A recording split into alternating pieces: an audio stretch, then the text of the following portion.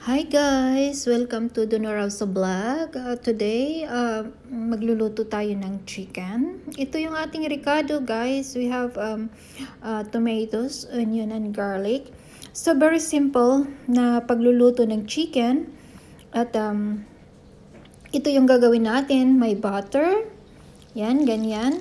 Una nating gawin is lagay natin yung butter at saka ilagay natin yung ating chicken. Any chicken guys, pwede natin gawin. Any sa part ng chicken, kumbaga.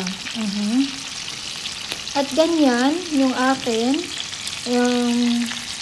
dalawang legs lang yan. At saka yung puno ng hita ng chicken. Ganon. Una natin gawin is, ganyan, lagyan natin ng salt. Ayan, the next is black pepper. Ayan. Spread lang natin guys. Ayan. Nahirapan kasi ako dito kasi wala akong stand ng aking camera. Ganon. At saka lagyan natin ng paprika. Ayan. Maganda sana kung may nag-hold ng aking camera or naisa-stand ko para maayos ito pero hindi Kaya ito lang yung ating ngayon. At saka ayan, baliktad na natin. At saka sa kabila, lagyan din natin ng ganun, kung ano yung nilagay natin sa una, ganun din sa susunod. Ayan, konti na lang kasi medyo napadami yung nauna kanina. Ayan. So, ito yung gagawin natin.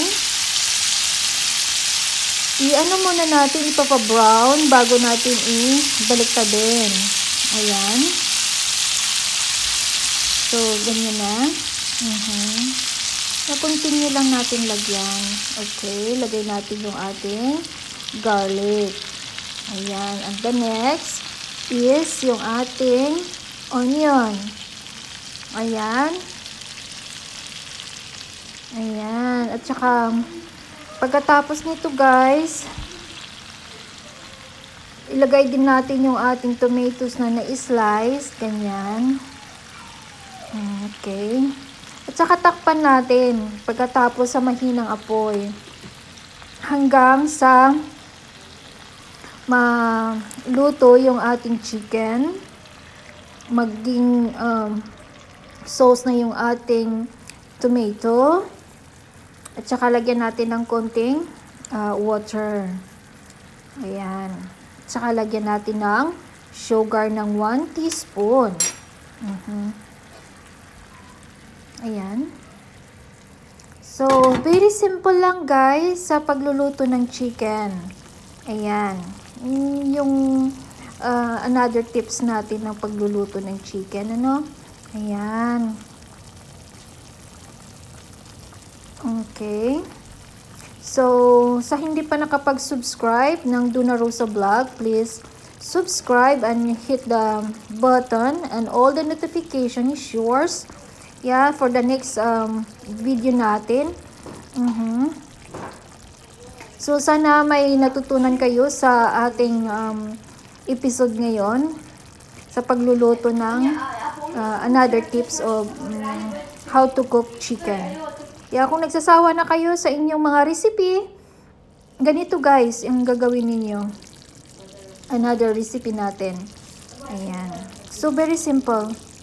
Ayan. So, ipapares lang namin ito sa spaghetti pasta. Ayan. Gusto ng mga kids. Kung gusto nyo din ng rice, napapadami kayo ng rice, yeah? Ito lang guys. At thank you for watching. Please don't forget